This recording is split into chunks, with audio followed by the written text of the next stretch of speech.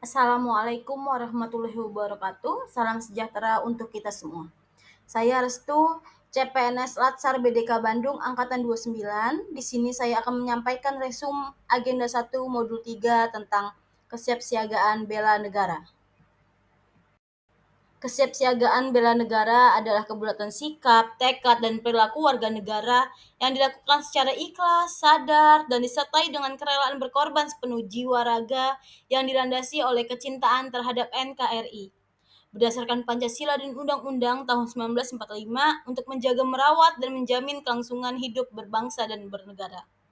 Kesiapsiagaan yang dimaksud pada modul 3 ini adalah kesiapsiagaan CPNS dalam berbagai bentuk pemahaman konsep, disertai latihan aktivitas fisik maupun mental untuk mendukung pencapaian tujuan dari bela negara dalam mengisi dan mewujudkan cita-cita kemerdekaan. Ruang lingkup nilai-nilai dasar bela negara. 1. Cinta tanah air. 2. Kesadaran berbangsa dan bernegara. 3. Yakin akan Pancasila sebagai ideologi negara. 4. Rela berkorban untuk bangsa dan negara. 5. Memiliki kemampuan awal bela negara.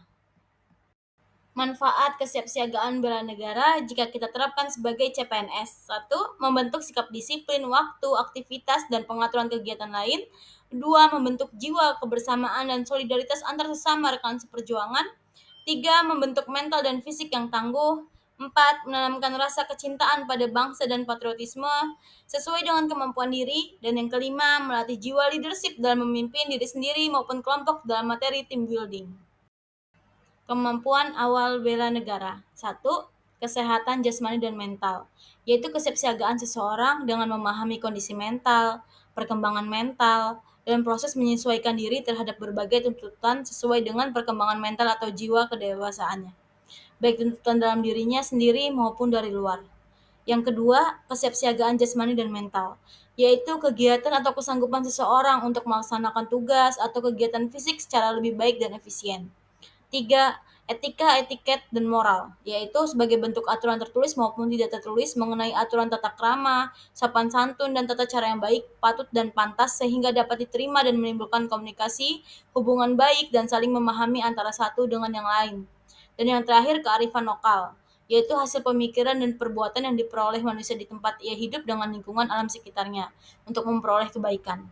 Kearifan lokal dapat berupa ucapan, cara langkah kerja, alat, bahan, dan perlengkapan yang dibuat manusia setempat untuk menjalani hidup di berbagai bidang kehidupan manusia.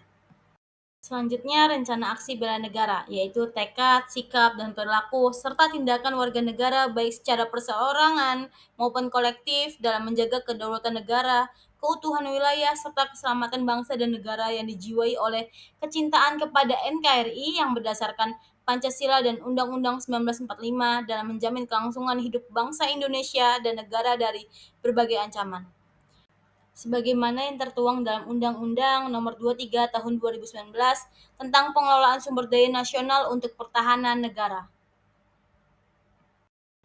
Kegiatan kesiapsiagaan bela negara. 1. Baris berbaris. 2. Keprotokolan. 3. Kewaspadaan dini. 4. Membangun tim. 5. Cara kamalam. Dan 6. Api semangat bela negara. Tata tempat kegiatan resmi posisi berdiri, yaitu pengaturan tata tempat dapat pula mengacu pada situasi dan kondisi tempat dan sifat acara. Misalnya, bila berjabat tangan, pimpinan berada di paling ujung kanan atau kiri, tetapi bila tidak berjabat tangan, berada di tengah-tengah.